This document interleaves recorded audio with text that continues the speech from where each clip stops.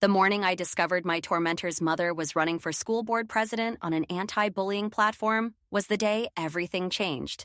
Looking back now, I realize that sometimes the universe has a twisted sense of humor, presenting us with opportunities wrapped in pain. My name is Emma, and this is the story of how I let my bullies beat me up on election day, exposing their family's hypocrisy in front of the entire community. Growing up in the suburbs of Portland, Oregon, I was always a little different. My autism diagnosis came when I was 8, after years of my parents wondering why I struggled with things that seemed to come naturally to other kids.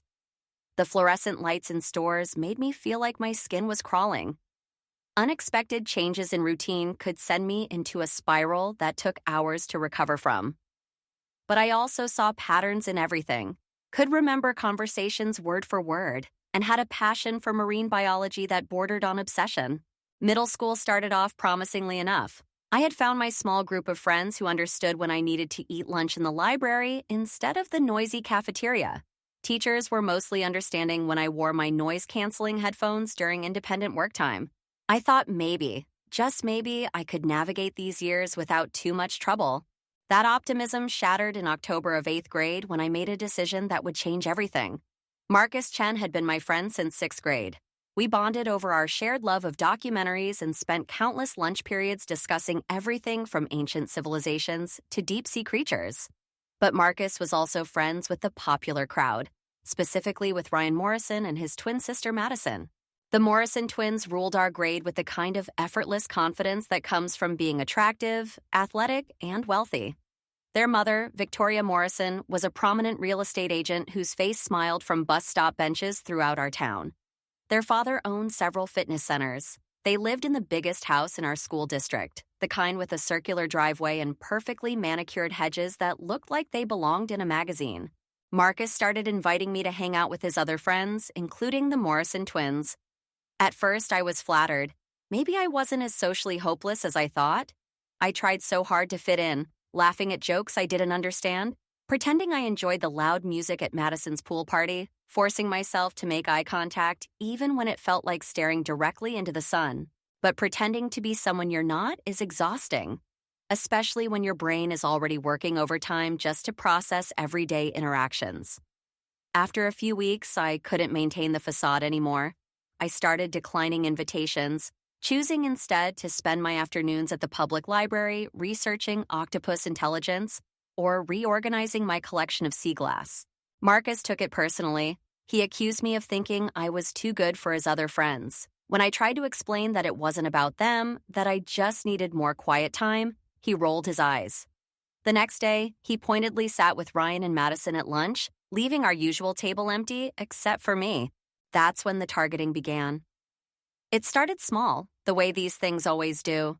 Ryan would make exaggerated hand gestures whenever I walked by, mimicking the way I flapped my hands when I was excited or overwhelmed. Madison started calling me Robot Girl because of my monotone voice when I was stressed. Their friends laughed, and soon the nickname spread. By November, the harassment had escalated. My noise-canceling headphones, a birthday gift from my grandmother and my lifeline in overwhelming situations, became their favorite target. They would snatch them off my head in the hallways, tossing them back and forth like a football while I stood frozen, the sudden assault of noise making it impossible for me to think clearly enough to respond. One particularly bad day, I found my headphones in the boys' bathroom trash can, covered in what I hoped was just water but smelled suspiciously like urine. I stood there holding them, tears streaming down my face, when Mr. Patterson, the janitor, found me. He helped me clean them with industrial disinfectant, not asking questions, but offering me tissues and a kind smile that made me cry harder. December brought a new level of cruelty.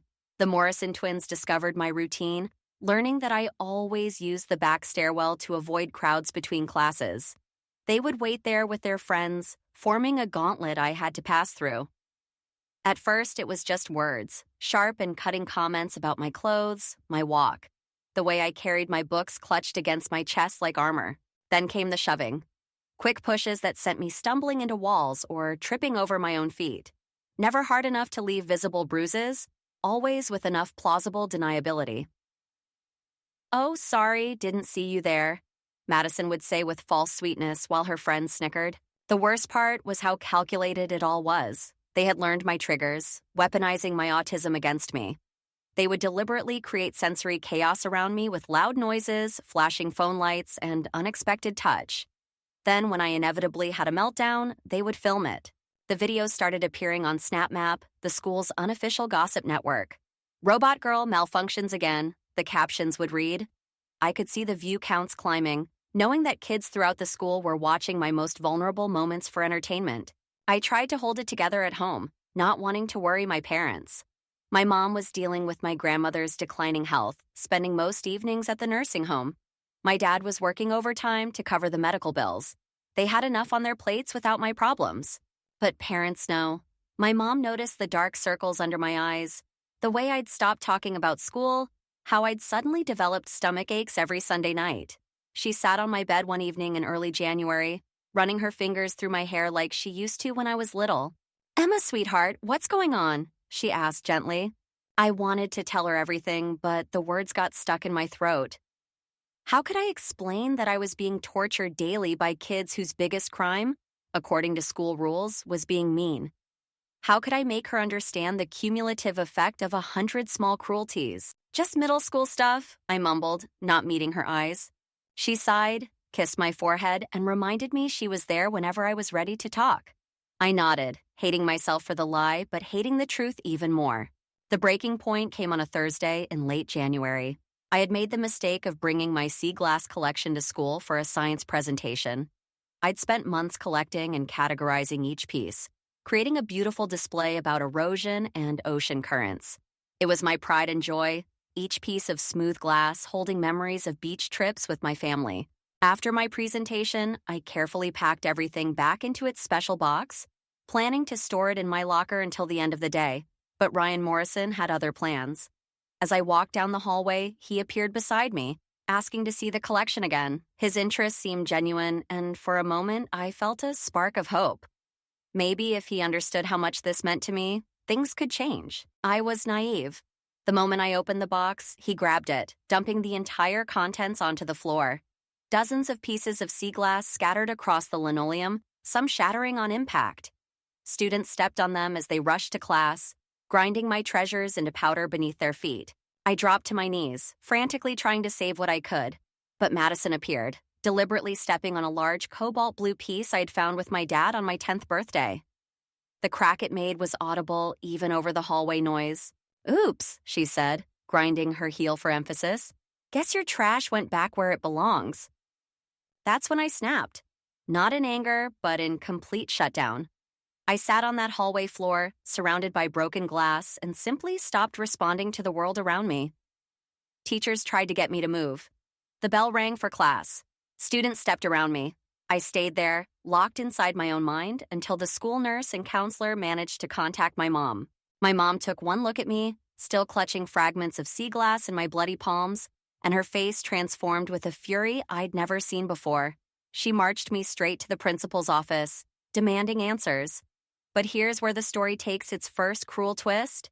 The guidance counselor, Mrs. Peterson, intercepted us before we could see Principal Davies. She ushered us into her office with practiced concern, offering tissues and water while making sympathetic noises. But when my mom explained what had been happening, Mrs. Peterson's expression shifted to something I can only describe as dismissive patience. "I understand you're upset," she said, addressing my mom as if I wasn't even there. "But you have to understand, Emma has some social challenges. Sometimes kids on the spectrum misinterpret normal teenage interactions as more hostile than they actually are." My mom's voice went dangerously quiet. "Are you suggesting my daughter is imagining being bullied?" Mrs. Peterson backpedaled slightly. "Not imagining, no, but perhaps overreacting. Middle school is hard for everyone. The Morrison twins are actually very involved in school activities. Ryan is on the honor roll, and Madison volunteers with special needs kids at the community center." I watched my mom's knuckles go white as she gripped her purse. "So because they're good students, they can't be bullies?" "I'm just saying," Mrs. Peterson continued, shuffling papers on her desk, "that without concrete evidence, it's hard to take action. It becomes a he said, she said situation. Perhaps Emma could benefit from some social skills training to help her better navigate peer relationships." She pushed a brochure across the desk. Building bridges, social success for special needs students. I stared at the cartoon children on the cover, all smiling and holding hands, and felt something inside me harden. My mom stood up so abruptly her chair scraped against the floor. "We'll be taking this to Principal Davies. He's in meetings all day," Mrs. Peterson said quickly, "but I'll be sure to pass along your concerns." We left that office in defeat. In the car, my mom gripped the steering wheel and apologized over and over for not seeing it sooner, for not protecting me better. I told her it wasn't her fault, but I could see she didn't believe me. That night, I made a decision. If they wanted evidence, I would give them evidence. I started documenting everything with the obsessive attention to detail that my autism granted me. Every incident was logged in a password-protected app on my phone, screenshots of every social media post, covert recordings when I could manage them without being noticed. I became a detective of my own suffering, cataloging each moment of cruelty with scientific precision. Date, time, location, witnesses present. I noted the bruise on my shoulder from being shoved into a locker on February 3rd at 2:47 p.m. outside room 237. The scratches on my arm from when Madison accidentally caught me with her acrylic nails on February 8th at 11:23 a.m. near the water fountain by the gym. But I also did something else, something that might seem counterintuitive. I made myself an easier target. I started eating lunch in the same spot every day, a bench in the courtyard visible from multiple classrooms but somehow always devoid of teachers during lunch period. I took longer routes to class that passed through empty hallways. I stayed after school in predictable locations, always with my phone ready. It wasn't masochism. It was strategy. I needed undeniable proof. And that meant giving them opportunities to escalate their behavior. Every instinct screamed at me to hide, to make myself invisible, but I forced myself to be visible in all the worst ways. Ryan took the bait with enthusiasm. The shoving became punching, always to the body where bruises could be hidden by clothing. He'd corner me in the stairwell and practice his boxing moves on my stomach. Not hard enough to cause serious damage, but enough to leave me gasping. Madison preferred psychological torture, getting her friends to form circles around me and chant "Robot Girl" until I inevitably broke down. The videos kept appearing online, now with crueler captions. "Autism Girl Goes Full R-Tard" was one that got particular traction. I screenshotted everything, building my digital case file with grim determination. Through it all, I maintained decent grades and kept my pain hidden at home as much as possible. My parents had enough stress without adding my problems to the pile. But they noticed changes. I'd stopped stimming openly, suppressing the hand movements that helped me regulate because they'd been so mocked. I ate less, my stomach constantly in knots. Sleep became elusive, my mind replaying each day's humiliations on an endless loop. One night in mid-February, my 8-year-old brother Sam crawled into my bed. "Emma, why are you so sad?" he whispered. I pulled him close, breathing in his little kid smell of grass and graham crackers. "Just growing up stuff," I told him. "Growing up sucks," he decided with the definitive wisdom of second grade. "Yeah," I agreed. "It really does." The next morning brought a development I hadn't anticipated. During morning announcements, Principal Davies revealed that he would be retiring at the end of the school year. After 30 years in education, he was ready to spend time with his grandchildren and travel with his wife. But more interesting was the second announcement. Elections for the school board were coming up, and several parent candidates would be presenting their platforms at a special assembly. Among them was Victoria Morrison, running on a platform of safety, standards, and success for all students. I nearly choked on my breakfast when I heard her campaign slogan over the intercom: "Protecting our children from bullying and building a stronger school community." The irony was so thick I could taste it. The woman whose children tortured me daily was running for school board on an anti-bullying platform. It was like the universe was playing some cosmic joke, and I was the punchline. At school, the Morrison twins were insufferably proud of their mother's campaign. Madison wore buttons with her mother's face on them. Ryan handed out flyers between classes. They hosted a campaign event at their house that weekend, which I heard about through Marcus, who had apparently been invited despite no longer acknowledging my existence. Mrs. Morrison's campaign gained traction quickly. She gave interviews to local news stations about the epidemic of bullying in schools. She shared statistics about the mental health impact on victims. She promised zero-tolerance policies and better training for staff to recognize signs of harassment. Watching her on the morning news, perfectly coiffed and passionate about protecting children, made me physically ill. Her children sat beside her in one segment, nodding solemnly as she talked about the importance of kindness and inclusion. Ryan actually said, "Every student deserves to feel safe at school," with a straight face. I screenshotted that interview too, adding it to my ever-growing collection of evidence. The election was scheduled for March 15th, 3 weeks away. As the date approached, Mrs. Morrison's campaign intensified. She had professional photos taken with diverse groups of students, though notably none with visible disabilities. Her campaign materials talked about her experience as a successful businesswoman and mother who understood what our children really need. Meanwhile, her children's behavior escalated as if emboldened by their mother's rising profile. Perhaps they felt more untouchable than ever, or maybe they were stressed by the attention. Either way, I bore the brunt of their frustration. The worst incident happened on a Tuesday in early March. I'd stayed after school to work on a project in the library, one of my safe spaces. The librarian, Mrs. Chen, was one of the few adults who seemed to actually see me. She'd let me eat lunch there when the cafeteria became too much and never asked questions when I showed up with red eyes.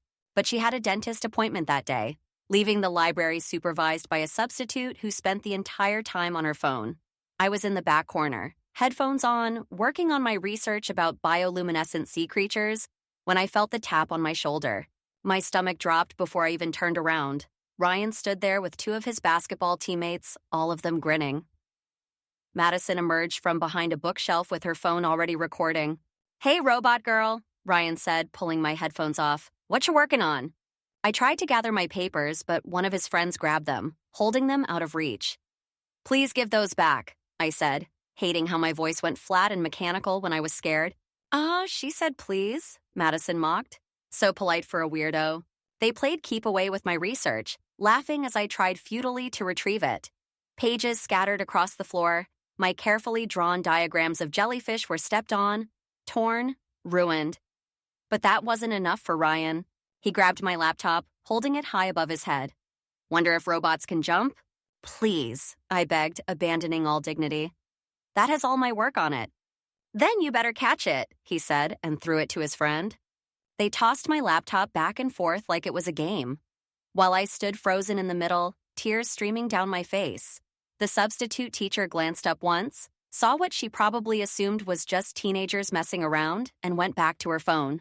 The laptop finally fell, landing hard on the corner of a table before clattering to the floor. The screen was spiderwebbed with cracks, the casing split. I dropped to my knees beside it, pressing the power button desperately. Nothing. "Oops," Ryan said, not even bothering to sound fake apologetic. "Guess you should have been more careful." They left me there among my scattered papers and broken technology. Madison still filming as I sobbed over the laptop that contained 3 years of writing, research, and memories. Mrs. Chen found me there an hour later when she returned from her appointment. She helped me gather what was salvageable of my papers and drove me home herself, my bike in her trunk. She promised to report the incident, but we both knew how that would go. My parents were devastated. The laptop had been a combined birthday and Christmas gift, saved for over months. We couldn't afford to replace it immediately. My dad spent hours that night trying to retrieve data from the hard drive, but it was corrupted beyond repair. "Who did this?" my mom asked, her voice deadly calm. I almost told them then. The words were right there, ready to spill out. But then I thought about the election, now less than 2 weeks away. An idea was forming, crystallizing in my mind like salt from evaporated seawater. "I don't know," I lied. It was an accident. My parents exchanged glances but didn't push. They were trying to respect my autonomy, to let me handle things my way. They had no idea what I was planning. The next day at school, I made a decision that would change everything. During morning announcements, they reminded everyone about the school board election assembly, where candidates would make their final speeches before the vote. It would be held after school on March 14th, the day before the election. I marked the date in my phone calendar with a grim sense of purpose. One way or another, this would end on that day. I spent the next week and a half being the perfect victim. I was visible but vulnerable, isolated but not hidden. I documented every cruel word, every shove, every moment of harassment with the dedication of a scientist documenting a crucial experiment. My evidence folder grew. Screenshots of the SnapMap videos, photos of bruises, recordings of threats. I backed everything up to 3 different cloud services, paranoid about losing it like I'd lost my laptop contents. The Morrison twins seemed to sense that something had shifted in me, but they misinterpreted my newfound resolve as resignation. They grew bolder, more creative in their cruelty. Madison started a rumor that I smelled bad because autistic people didn't understand hygiene. Ryan recruited more boys to help corner me in isolated spots. 3 days before the election assembly, they crossed a new line. I was walking to the bus after school when Ryan and 4 other boys surrounded me near the gym's back entrance. This area was a known blind spot, no security cameras and rarely any foot traffic after hours. "End of the year is coming up," Ryan said conversationally, cracking his knuckles. "Thought we should give you something to remember us by." The beating was methodical. They took turns, careful to hit only where clothing would cover. My ribs, my stomach, my back. I curled into a ball and took it, part of my mind noting the clinical details even as my body screamed. 5 attackers, approximately 4 minutes of active assault. Numerous witnesses who walked by without intervening. When they finally got bored and left, I stayed curled on the ground for another 10 minutes, not from pain, but from planning. Every breath hurt, but my mind was crystal clear. I knew exactly what I was going to do. I limped home and told my parents I'd fallen down the stairs. The lie tasted bitter, but I held on to it. Just a few more days. They wanted to take me to the hospital, but I convinced them I was just bruised. I couldn't risk medical documentation, not yet. That night, I wrote out my entire story in a document I titled, "The Truth About Bullying at Jefferson Middle School." I was specific, detailed, naming names and dates. I included every piece of evidence I'd collected. Then I password protected it and waited. March 14th arrived gray and drizzling, which felt appropriate. I dressed carefully that morning, choosing clothes that wouldn't show blood if necessary. My mom noticed my intensity. "Big day?" she asked, probably thinking about a test or project. "You could say that," I replied, kissing her cheek before leaving. At school, there was a palpable excitement about the afternoon assembly.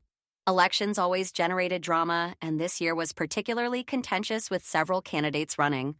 Mrs. Morrison was favored to win, her anti-bullying platform resonating with parents worried about their children. I attended my classes like normal, submitting homework, taking notes, giving every appearance of a regular day.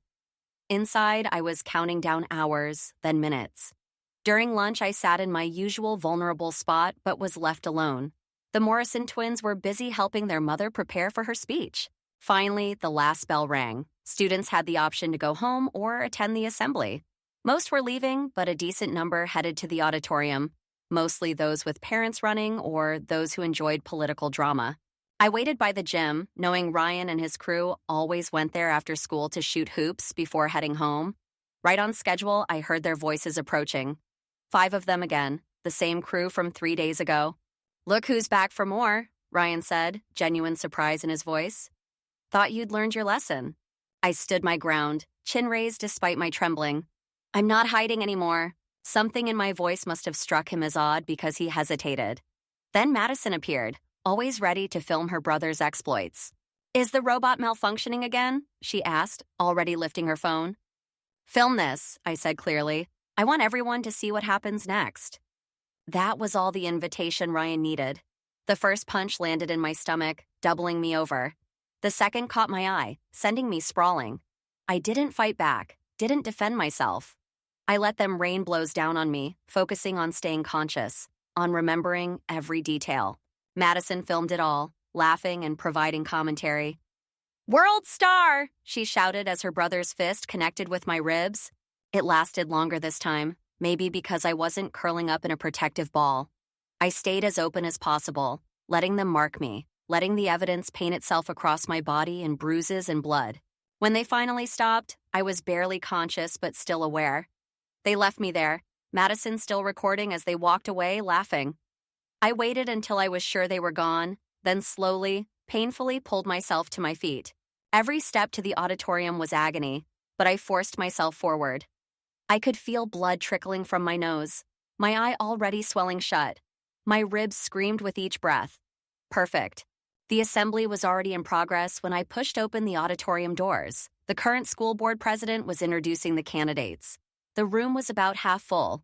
mostly parents with some teachers and students scattered throughout. I walked down the center aisle, and the whispers started immediately. People turned to stare, phones came out, and gasps rippled through the crowd. I kept walking, focusing on the stage where the candidates sat behind a long table. Mrs. Morrison was in the middle, wearing a navy suit and her campaign button. Her perfect politician smile faltered when she saw me. I walked right up to the front, standing directly in front of the stage. Mrs. Morrison says she'll protect kids like me, I said, loud enough for everyone to hear. My voice was thick with blood from my nose, but I pushed through. But her children, Ryan and Madison Morrison, did this to me, just now, in the blind spot behind the gym. The auditorium erupted. Parents started talking over each other, phones appeared everywhere, and the school board president called for order. Mrs. Morrison's face went from shock to damage control mode in seconds. She stood up, pointing at me. This is obviously a disturbed child making wild accusations. Look at her, she clearly needs help, not attention. I have proof, I said, pulling out my phone with shaking hands. But when I tried to show the screenshots, I realized the screen was cracked from the beating, making them hard to see clearly. My heart sank. She's lying, someone called out, and I turned to see Madison in the audience, no longer filming. She's obsessed with my brother and made this all up. Some parents were already nodding, buying into the narrative of the troubled autistic kid seeking attention. I saw skepticism on faces, heard whispers about special needs kids and misunderstandings. The school board president, an elderly man named Mr. Franklin, raised his hand for silence. These are serious accusations, he said carefully. Perhaps we should postpone. No, Mrs. Morrison interrupted. I won't have my family's reputation destroyed by baseless claims. Let's proceed with the election. The voters can decide if they believe this display. I stood there, blood dripping onto the auditorium floor, watching the political machine protect itself. Some parents looked uncomfortable, but not enough to speak up. The election proceeded. When it came time for speeches, Mrs. Morrison delivered hers with practiced passion, talking about protecting all children while her own children's victims stood bleeding in the front row. She actually made eye contact with me when she said, "Every child deserves to feel safe and heard." She won the election, though by a smaller margin than predicted. 52% to 48%, close enough that people would talk about it, but not close enough to change anything. As people filed out, carefully avoiding me, I heard fragments of conversation. Poor girl, clearly needs help. The Morrison kids would never. Autism makes them see things differently. I sat in that auditorium until everyone had left except the janitor. He approached cautiously, the same Mr. Patterson who'd helped me clean my headphones months ago. "Let me call your parents," he said gently. "No," I whispered. "I'll walk." He didn't argue, just handed me a wad of paper towels for my nose and watched sadly as I limped out. The walk home was the longest of my life. Each step sent fire through my ribs. My vision was blurry from the swelling eye. But worse than the physical pain was the crushing realization that I'd failed. I'd taken the beating, shown them the evidence written on my body, and still nothing changed. When I finally made it home, my parents were in the living room watching the news. They took one look at me, and my mother screamed. Within minutes, we were in the car heading to the emergency room, my father driving while my mother held my hand and cried. At the hospital, I finally told them everything. The whole story poured out between X-rays and CT scans. The months of bullying, the documentation, my plan to expose the Morrisons at the assembly. My parents listened with growing horror and rage. "Why didn't you tell us sooner?" my father asked, his voice breaking. "I thought I could handle it," I whispered. "I thought if I had enough proof." The doctor who examined me was thorough and grim. 2 cracked ribs, severe bruising, a minor concussion. She documented every injury with photographs, creating an official medical record. When she asked what happened, I told her the truth. 5 boys beat me up behind the school gym, I said clearly. Ryan Morrison and his friends. She exchanged glances with my parents. "I'm required to report this to the police." And that's when things got complicated in ways I hadn't anticipated. The police took my statement, but without witnesses willing to come forward, it was my word against theirs. The Morrison family hired a lawyer immediately. Madison's video of the assault had mysteriously disappeared from her phone. The school launched an investigation, which consisted mainly of asking Ryan's friends if they'd beaten me up. They all said no, providing each other with alibis. several teachers came forward to say what good students the Morrison twins were. Mrs. Peterson, the guidance counselor, shared her opinion that I had social interpretation issues. But something unexpected happened in the days following the assembly. A freshman named Alex Chen, Marcus's younger brother, came forward. He'd been hiding behind the bleachers, skipping PE, and had filmed the entire assault on his phone. He'd been too scared to intervene but couldn't live with staying silent. His video was clear, undeniable, Ryan throwing punches, his friends joining in, Madison filming and laughing. My passive acceptance of the beating was evident, as was the brutality of the attack. Alex's parents supported his decision to share the video with police. He faced immediate social consequences, becoming a pariah overnight. But he stood firm, later telling me he'd watched his brother become someone he didn't recognize and refused to follow the same path. The video changed everything and nothing. Ryan and his friends were suspended for 2 weeks. They had to perform community service. The incident went on their permanent records, but they weren't expelled, weren't arrested, weren't really punished in any meaningful way. Mrs. Morrison kept her school board position. She pivoted her platform to focus on restorative justice and second chances for young people who make mistakes. She gave interviews about how her family was learning and growing from this experience. The local news ate it up, the narrative of the reformed bully's mother becoming an advocate for understanding. My family made the decision to transfer me to Riverside High for the remainder of 8th grade and into high school. It meant my mom had to drive me 40 minutes each way, adding hours to her already full day. But she did it without complaint, usually filling the drive with podcasts about marine biology or comfortable silence. Riverside was different. Not perfect, but different. The special education department had actual resources. Teachers understood accommodations without making me feel like a burden. I found friends in the robotics club who appreciated my attention to detail and pattern recognition.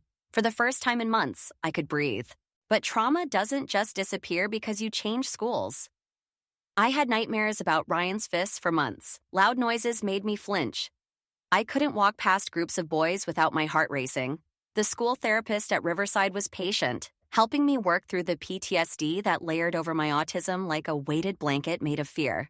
My brother Sam became ferociously protective, his 8-year-old frame trying to walk me to the car every day.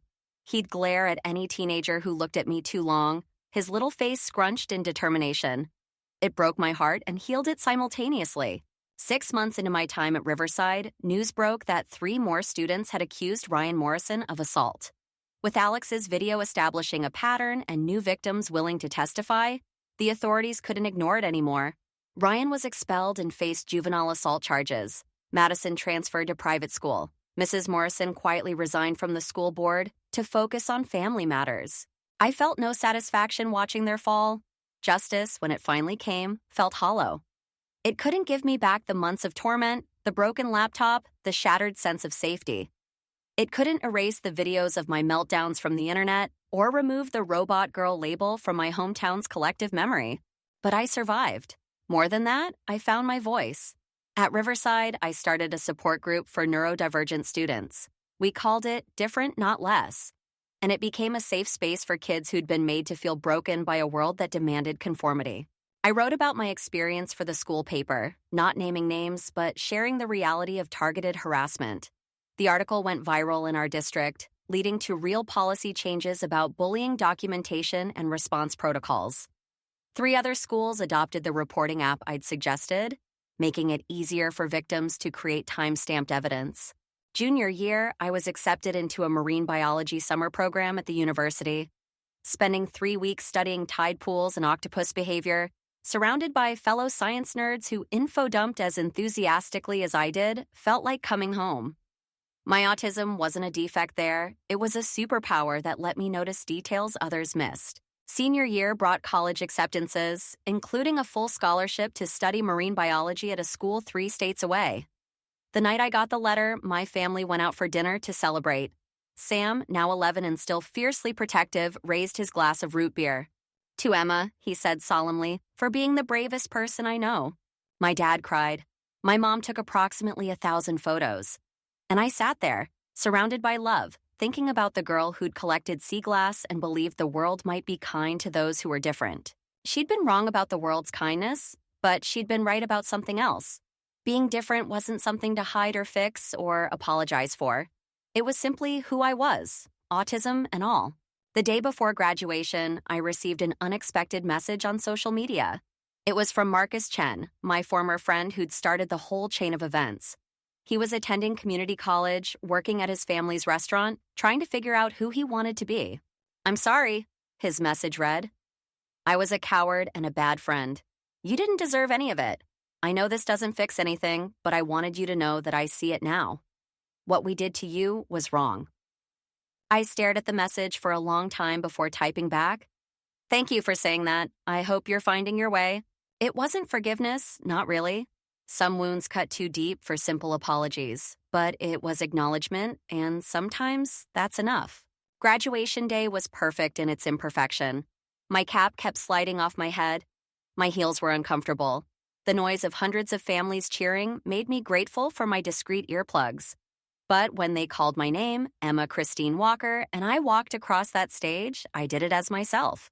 Not masking, not hiding, just authentically me. My dad, now teaching part-time at community college and loving it, whooped embarrassingly loud. My mom took photos from 3 different angles. Sam started a chant of "Emma, Emma," that his friends joined. And I stood there, diploma in hand, thinking about everything it had taken to reach this moment. The girl who'd been beaten behind the gym for being different had become a woman who celebrated that difference. The victim who'd been dismissed and disbelieved had become an advocate who ensured others would be heard. The robot girl had found her humanity not in becoming more like everyone else, but in embracing exactly who she was. As I write this now, preparing for my freshman year of college, I think about all the Emmas out there. The kids who stim and flap and speak in monotone when they're scared. The ones who see the world differently and are punished for it. The ones who are told their pain is a misinterpretation, their trauma an overreaction. To them, I want to say, your pain is real. Your experiences are valid. The problem isn't with you. It's with a world that fears difference and responds with cruelty. Find your people, the ones who see your unique perspective as a gift rather than a flaw. Document everything. Protect yourself and never be ashamed of who you are.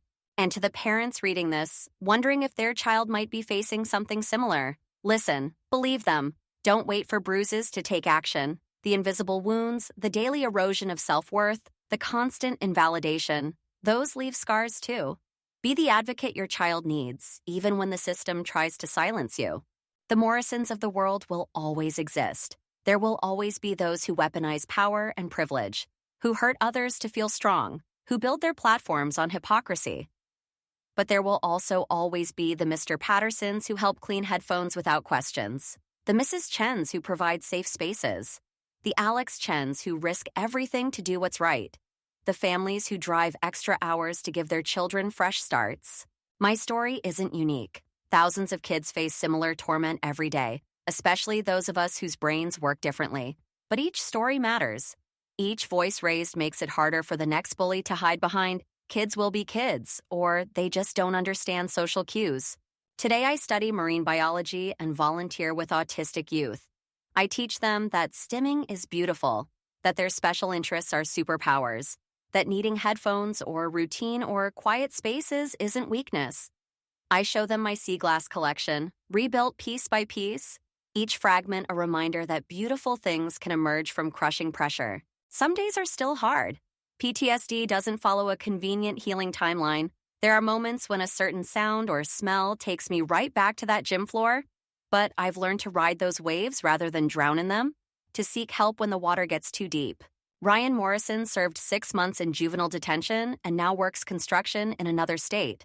Madison studied communications in college, her social media carefully scrubbed of any hint of her past. Victoria Morrison sells real estate in a different district, her political aspirations abandoned. I don't follow their lives closely, but small towns talk. Sometimes people ask if I forgive them. The truth is, forgiveness isn't mine to give or withhold. They never asked for it, never truly acknowledged the harm they caused. My healing wasn't dependent on their remorse. I rebuilt myself not for them, but despite them. The real victory isn't in their downfall or my survival. It's in the quiet moments of joy I've reclaimed. It's in the freedom to flap my hands when I'm excited without fear of mockery. It's in the friendships built on authentic connection rather than masking. It's in the career I'm building around my passion, supported by people who see my different brain as an asset. This morning, I added a new piece to my sea glass collection. It's amber, worn smooth by countless tumbles in the surf. I hold it up to the light and think about transformation, about pressure creating beauty, about the ocean's patient way of taking sharp edges and making them soft. I think about the girl who sat on a hallway floor, surrounded by broken glass, and believed she was broken too. I wish I could tell her that the breaking was actually becoming, that every sharp edge would be worn smooth by time and healing, that one day she'd tell her story not from a place of pain but from a place of power. The Morrison twins tried to break me because I was different. They failed because being different was never something that could be broken. It was and is and always will be exactly who I'm meant to be. My name is Emma, and I have autism. I study octopuses and collect sea glass. I wear noise-canceling headphones and flap my hands when I'm happy. I survived targeted harassment and systematic dismissal. I found my voice when others tried to silence it, and I am no longer apologizing for taking up space in this world. To everyone who sees themselves in this story, you are not broken. You are not too sensitive. You are not overreacting. You are human, deserving of respect and kindness and the freedom to exist as yourself. The world needs your different perspective, your unique talents, your authentic self. And to those who think targeting someone's differences is acceptable, who use privilege as a weapon, who stand by while others suffer, we see you. We document everything. And we are no longer staying silent. This is my story. It's one of pain and triumph, of systems failing and individuals rising. It's about the courage it takes to simply exist when the world tells you you're wrong for being yourself. It's about finding light in the darkest places and building something beautiful from the broken pieces. The girl who was beaten behind the gym for being autistic is now a woman preparing to study the mysteries of the ocean. The victim who was silenced is now a voice for others. The robot girl found her humanity not by becoming more normal, but by embracing everything that makes her beautifully, authentically different. And that, more than any revenge or vindication, is the real victory. I am still here, I am still different, and I am finally, fully, unapologetically myself.